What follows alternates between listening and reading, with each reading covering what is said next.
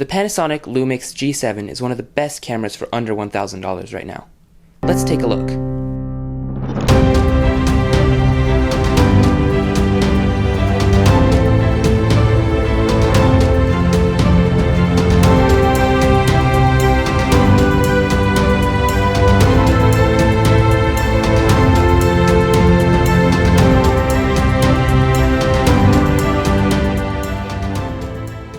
The Panasonic G7 is an amazing camera in the right hands, which is the same for any videography or photography equipment. I've been using this camera extensively for the last 2 months and have tested all the ins and outs of what this little camera can do. And yeah, I've been really impressed. So before we get into the video anymore, I want to let this camera show you what it's really capable of for itself. So grab your popcorn and enjoy the short compilation I shot entirely on the G7 with the kit lens. And if you like what you see, make sure to subscribe.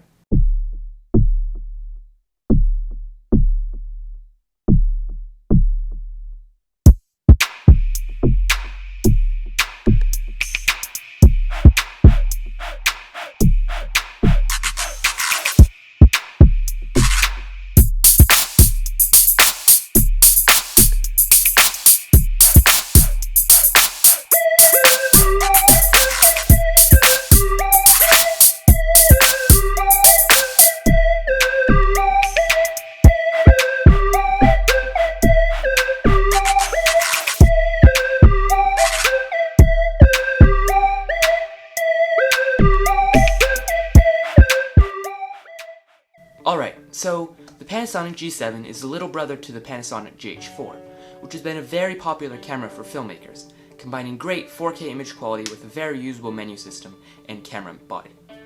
The G7 can do about 90% of what the Panasonic GH4 can do, but at only half the cost. It even does some things better like low light and field of view. But we will get into that later, so let's jump right into it with a look at the camera's body. Now, right off the bat, when you first get your hands on this camera, it feels cheap and plasticky, which had me upset to no ends because I just spent like $600 on this camera and it came out of the box feeling like a toy. But after getting to use this camera for some time, I got used to the lighter and smaller body and came to love the lightweight body. It made it a lot easier to travel with, and it's also a lot easier to balance on equipment like a glide cam or a different Steadicam. And after using it and dropping it a few times, I also came to realize that while at first it may feel like a toy, it's still very sturdy and is not going to break anytime soon. Let's take a closer look at the body, starting with the buttons. I really dig how the buttons are laid out on this camera. They all seem to be exactly where I need them to be. The dials on the top are great and not mushy at all, and the buttons actually click, unlike the mushy buttons from the Panasonic GH4. On the top we have our mode dial. I almost always have this one in video manual because I use this camera primarily for shooting video. We also have another dial with features like 4K photo mode, time-lapse, and a shutter timer. But the only one I really use here is the time-lapse feature. This is my favorite auto time-lapse that I've ever used. It's really simple and makes some great time-lapses. But moving on again, still on the top we have our on and off switch, shutter button, and record button, and one of our 5 customizable function buttons. The other 4 are located on the back here. Also on the back we have my 2 favorite things about this camera, other than the image quality. The electronic viewfinder, and the very sturdy, fully articulating OLED touchscreen LCD screen.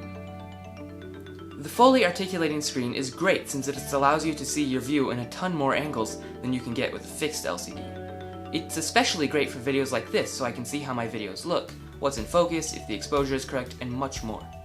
The screen itself is a 1 million dot OLED screen with a sharper image than most smartphone screens. And of course, the touchscreen is great, allowing you to go through menus much faster and set your focus on the fly. The brightness of the LCD is great indoors, but outdoors in the sunlight you'll have a lot of trouble seeing what's going on for you to set your focus or exposure or whatnot. And this is where the EVF comes in. The electronic viewfinder is great for setting your focus or exposure while shooting outdoors and comes with some great built-in features like zebra, peaking, and histogram. You can also put all of those on your LCD so you can get your shot just right in camera.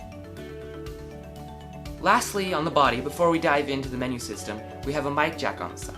Sadly, there's no headphone jack, but Panasonic had to leave out something to make you buy their more expensive cameras. Now, the thing I hate most about this camera is where they put the battery and SD card compartment. You can't access them at all if your camera is mounted on a tripod or quick release plate, or on any rig. This drives me crazy, especially since the batteries for this camera, when recording at 4K at 100 megabytes a second, only last about an hour and a half. But, again, let's move on. The menu system on this camera is really intuitive and easy to navigate, one of the best I've used. Right up front on the display, without even going into the menus, we have quick access to some of the most essential features like ISO, white balance, shutter speed, aperture, picture profiles, and more, which we will get into more later. Finally, we have record settings. You have some impressive options like 4K at 100 megabytes a second and 1080p at 60 frames per second, with the 1080p options available in AVC HD as well as MP4. So now let's talk image quality. As far as the high ISO performance goes, it's pretty good. It's still a challenge for such a tiny sensor, and I wouldn't really go above 3200 ISO and 1600 ISO if I can help it, but it still does really well. Skin tones look the best in Cine V or Natural. I don't use Cine D that much because it makes the skin tones look a little off.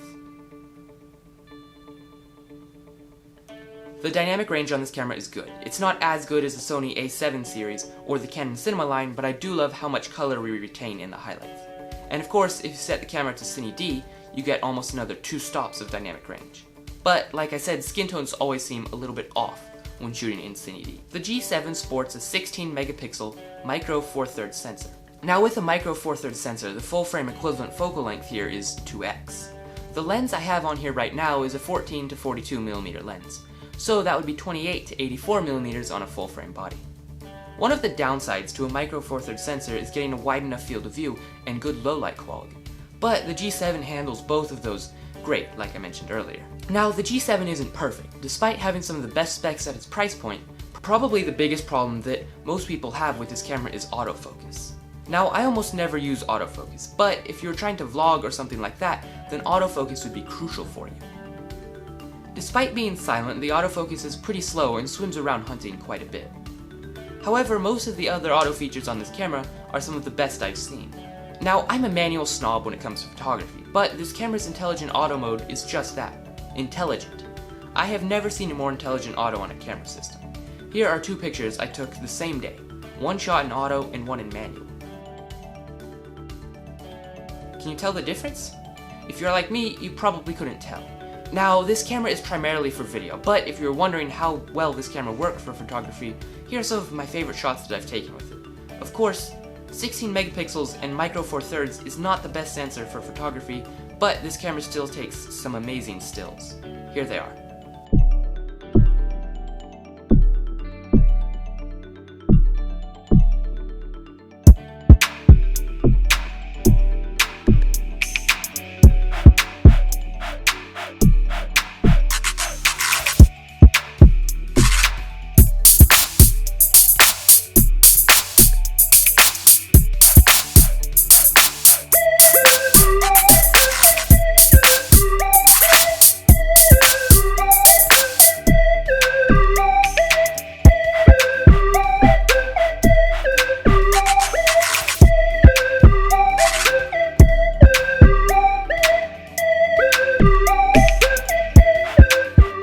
But that's all for today. Let me know what you think about the small mirrorless camera in the comments down below.